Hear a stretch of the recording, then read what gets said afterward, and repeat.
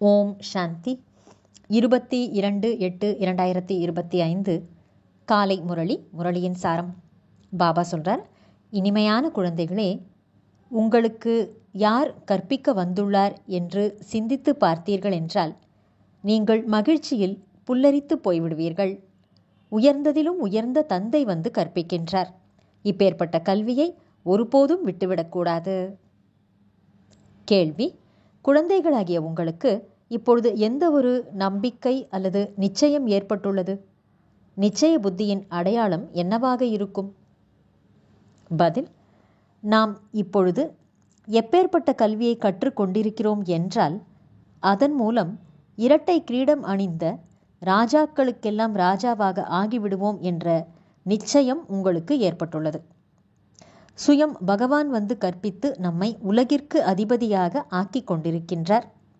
இப்பொழுது நாம் அவருக்கு குழந்தைகளாக ஆகியுள்ளோம். எனவே இந்த கல்வியில் ஈடுபட்டு விட வேண்டும். எப்படி சிறிய குழந்தைகள் தங்களுடைய தாய் தந்தையை தவிர வேறு யாரிடமும் போக மாட்டார்களோ அதுபோல எல்லையில்லாத தந்தை உங்களுக்கு கிடைத்துள்ளார். எனவே வேறு யார் மீதும் விருப்பம் வரக்கூடாது. அந்த ஒருவரின் நினைவு மட்டுமே இருக்க வேண்டும். பாடல்: யார் இன்று அதிகாலையில் வந்தார்? ஓம் சாந்தி. இனிமையிலும் இனிமையான குழந்தைகள், பாடலை கேட்டீர்கள். யார் வந்தார் மற்றும் யார் கற்பிக்கின்றார்? இது புரிந்து கொள்ள வேண்டிய விஷயமாகும். ஒரு சிலர் மட்டுமே புத்திசாலியாக இருப்பார்கள். ஒரு சிலர் குறைவான அறிவுடையவர்களாக இருப்பார்கள். யார் நிறைய கல்வி அறிவு உடையவர்களாக இருப்பார்களோ அவர்களை மிகவும் அறிவாளி என்று கூறுவார்கள். சாஸ்திரங்கள் ஆகியவற்றை எழுத படிக்க அறிந்தவர்களுக்கு கூட மதிப்பு இருக்கிறது. குறைவாக படித்திருப்பவர்களுக்கு குறைவான மதிப்பு கிடைக்கிறது. இப்பொழுது பாடலின் வார்த்தைகளை கேட்டீர்கள். யார் வந்திருக்கிறார் கற்பிப்பதற்காக? ஆசிரியர் வருகிறார் அல்லவா? பள்ளிக்கூடத்தில் கற்பவர்கள் ஆசிரியர் வந்துள்ளார் என்பதை அறிந்திருப்பார்கள். இங்கு யார் வந்துள்ளார்? முற்றிலும் புல்லரித்து போய்விட வேண்டும். உயர்ந்ததிலும் உயர்ந்த தந்தையை மீண்டும் கற்பிக்க வந்துள்ளார். இது புரிந்து கொள்ள வேண்டிய விஷயம் அல்லவா? அதிர்ஷ்டத்தின் விஷயம் கூட ஆகும். கற்பிப்பவர் யார்? பகவான். அவர் வந்து கற்பிக்கின்றார். ஒருவர் எவ்வளவுதான் பெரியதிலும் பெரிய கல்வியை கற்கிறார் என்றாலும் கூட சட்டென்று அந்த கல்வியை விட்டுவிட்டு வந்து பகவானிடம் கற்றுக்கொள்ள வேண்டும் என்று விவேகம் கூறுகிறது. ஒரு நொடியில் எல்லாவற்றையும் விட்டுவிட்டு தந்தையிடம் படிப்பதற்கு வர வேண்டும். இப்பொழுது நீங்கள் புருஷோத்தம சங்கம யுகத்தினர் ஆவீர்கள் என்பதை பாபா புரிய வைத்துள்ளார். உத்தமத்திலும் உத்தமமான புருஷர்கள் இந்த லட்சுமி நாராயணர் ஆவார்கள். எந்த கல்வி மூலமாக இவர்கள் இந்த பதவியை அடைந்தார்கள் என்பது உலகத்தில் யாருக்குமே தெரியாது. நீங்கள் இந்த பதவியை அடைவதற்காக படிக்கிறீர்கள். யார் கற்பிக்கின்றார்? பகவான். எனவே மற்ற எல்லா கல்விகளையும் விட்டுவிட்டு இந்த படிப்பில் ஈடுபட வேண்டும். ஏனெனில் தந்தை வருவதே கல்பத்திற்கு ஒரு முறை. நான் ஒவ்வொரு 5000 ஆண்டுகளுக்கு பிறகும் நேரடியாக கற்பிப்பதற்காக வருகிறேன் என்று தந்தை கூறுகின்றார். அதிசயம் அல்லவா? பகவான் இந்த பதவியை அடையுமாறு செய்ய வைப்பதற்காக நமக்கு கற்றுத்தருகிறார் என்று கூறவும் செய்கிறார்கள். பிறகும் படிப்பதில்லை. எனவே இவர் புத்திசாலி இல்லை என்று தந்தை கூறுவார் அல்லவா? தந்தையின் படிப்பின் மீது முழு கவனம் செலுத்துவதில்லை. தந்தையை மறந்து விடுகிறார்கள். பாபா, நாம் மறந்து விடுகிறோம் என்று நீங்கள் கூறுகிறீர்கள். ஆசிரியரையும் மறந்து விடுகிறார்கள். இது மாயையின் புயலாகும். ஆனால் கல்வியை கற்க வேண்டுமல்லவா? பகவான் கற்பிக்கிறார் என்றால் அந்த படிப்பில் முற்றிலுமாக ஈடுபட்டு விட வேண்டும் என்று அறிவு கூறுகிறது. சிறிய குழந்தைகள்தான் படிக்க வேண்டியுள்ளது.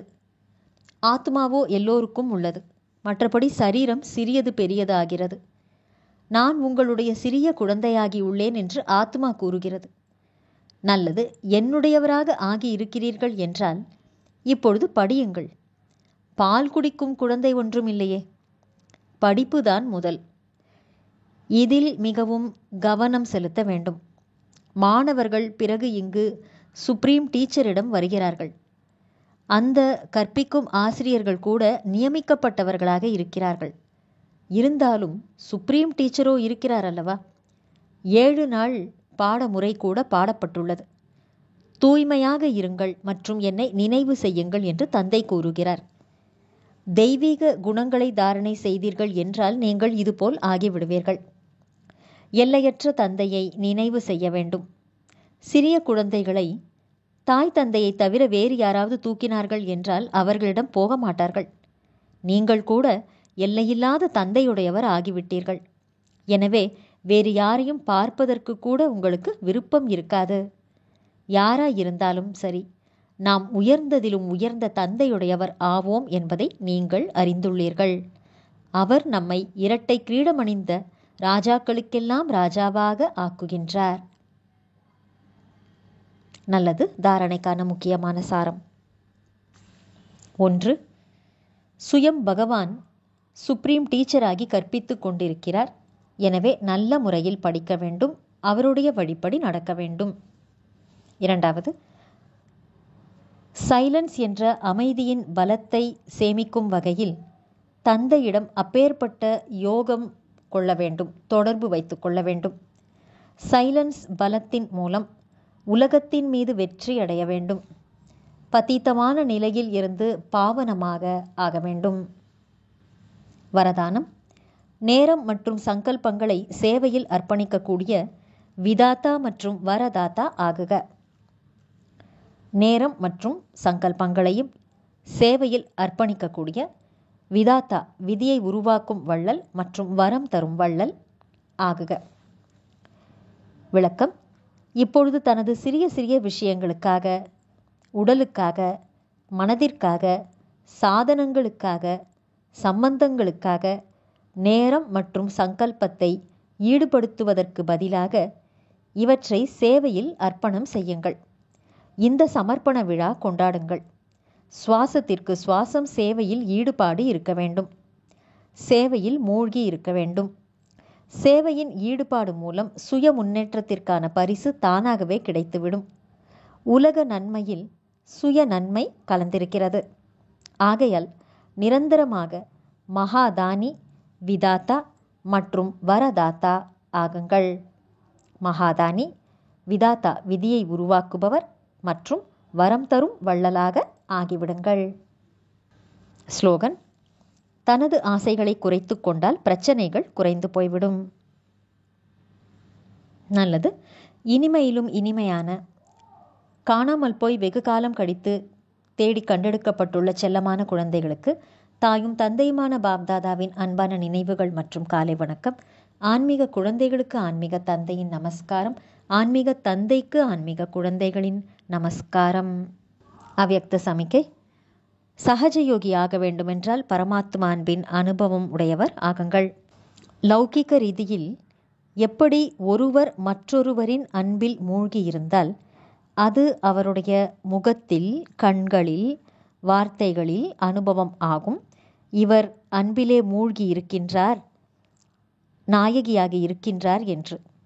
அதே போல குழந்தைகள், நீங்கள் எப்போது மேடைக்கு வருவீர்களோ அப்போது எந்த அளவுக்கு உங்களுக்குள் தந்தையின் அன்பு நிரம்பி இருக்குமோ அதே அளவுக்கு வெளிப்படும்.